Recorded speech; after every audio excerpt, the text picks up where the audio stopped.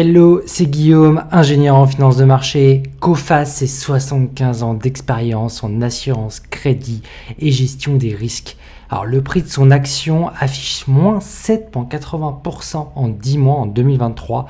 Avec dividende, on est quand même à plus 4,3%. Donc une année en cours avec une petite performance si on prend en compte les dividendes. Si on dézoome sur le long terme, l'action Coface affiche un tout petit 1% de performance en 7 ans. Après, avec dividendes réinvestis, on est quand même à plus 44% de rentabilité, mais en 7 ans. Donc pas l'action du siècle ici, clairement. Alors avec Coface, ici on va étudier s'il s'agit de solde sur le prix de son action et s'il y a une opportunité value ou pas sur cette action. Je vais d'ailleurs te partager une tactique d'investissement sur l'action Coface en termes de timing. Au passage, et c'est important pour pas manquer ma prochaine analyse d'action en vidéo, abonne-toi. Alors Coface, c'est 1,7 milliard de capitalisation, donc une moyenne mid-cap française sur le secteur des financières, de l'industrie des assurances. Cette année, elle devrait réaliser 1,7 milliard d'euros aussi en chiffre d'affaires, donc pour fin 2023, avec 50% de son chiffre réalisé en Europe, 26% en Afrique et 9% en Amérique du Nord. On compte aussi 8% en Asie-Pacifique et 6% en Amérique latine. Sa division numéro 1 qui explique ses revenus représente 90% de son chiffre d'affaires, c'est bien sûr l'assurance crédit, où elle apporte de la valeur à la société en protégeant concrètement les entreprises clientes contre un risque de défaillance financière. Également, elle essaie de se diversifier en développant aussi des activités aujourd'hui mineures en termes de chiffre d'affaires avec l'affacturage qui représente 4% de son chiffre, des solutions d'optimisation de gestion de trésorerie et 3% de son CA sur des solutions d'information commerciale et de recouvrement de créances. Alors oui, pour Coface, à sa dernière publication, le chiffre d'affaires affiche plus 11% de croissance organique, ce qui témoigne que l'activité d'assurance crédit était encore là, si je peux dire, en début de l'année 2023. Une des forces notables de Coface, c'est bien sûr la barrière à l'entrée sur son business, sur son industrie d'assurance crédit, parce qu'elle possède un large portefeuille clients diversifié sur l'assurance crédit. Alors oui, quand on parle de Coface, on pense naturellement à son dividende, qui peut paraître très attractif avec une distribution supérieure à 80%, et c'est pas rien, ça veut dire que 80% de ses bénéfices sont reversés directement aux actionnaires. Et cette pratique, elle n'est pas rare d'ailleurs dans l'industrie de l'assurance, qui est un business qu'on qualifie souvent de mature en Europe.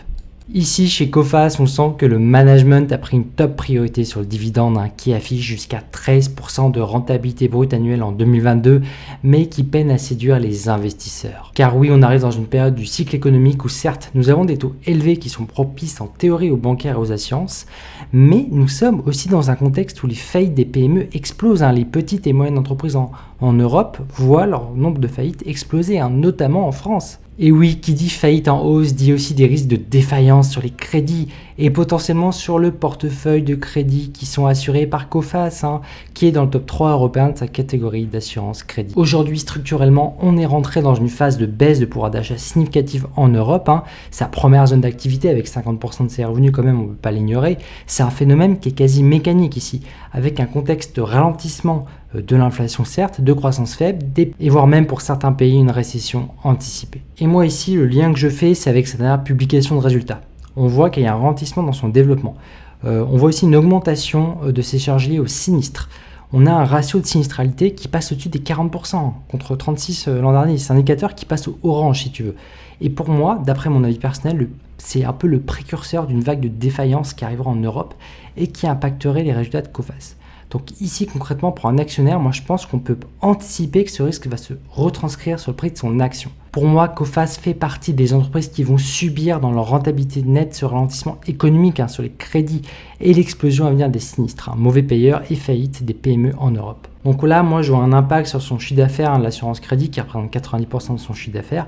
Donc sans suspense, mon avis personnel, il est négatif sur l'action Coface. Moi là, j'anticipe une sanction du marché si elle confirme cet avertissement avec un cours qui se détériorerait horizon mars 2024, où le management en théorie est censé nous délivrer un plan sur 5 ans dans un contexte qui est plus que compliqué. D'ici là, entre-temps, le 14 novembre, Coface pourrait même glisser un avertissement dans son nombre de faillites relevées dans son portefeuille, que j'anticipe hélas en hausse, ou revoir même ses perspectives à la baisse, avec les 9 mois qu'elle devrait délivrer ce 14 novembre. Bref, pour moi, son dividende à venir devrait être coupé en 2024.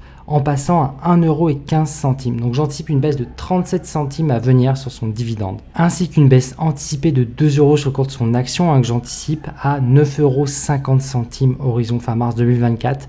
le tout avec un niveau de risque que j'estime assez élevé à 37% sur 6 mois. Bref, tu l'as compris, pour moi, mon avis personnel, c'est que Coface n'est pas dans une situation qui est idéale dans ce contexte de marché. Après, sur un horizon plus moyen terme, on pourrait éventuellement surveiller le prix de l'action sur la fin 2024, début 2025, pour estimer d'éventuels soldes, ainsi les perspectives s'améliorent. C'est-à-dire que tactiquement, on pourrait se dire « Ok, l'action devrait tanker dans les 6 mois qui arrivent avec ce que j'anticipe ». Donc autant prendre du recul, regarder la baisse de loin et la surveiller pour voir si fin 2024, il n'y aurait pas une opportunité d'achat d'une action value si tu veux. Donc bref, voilà, aujourd'hui je ne vais pas y toucher personnellement, je préfère rester à l'écart de son portefeuille surexposé à ce type de risque assurance crédit qui pèse sur les PME en Europe. Maintenant, si tu veux découvrir ma newsletter où je partage ma vision du marché et mes outils, tout ça et bien plus, c'est sur guystamp.com.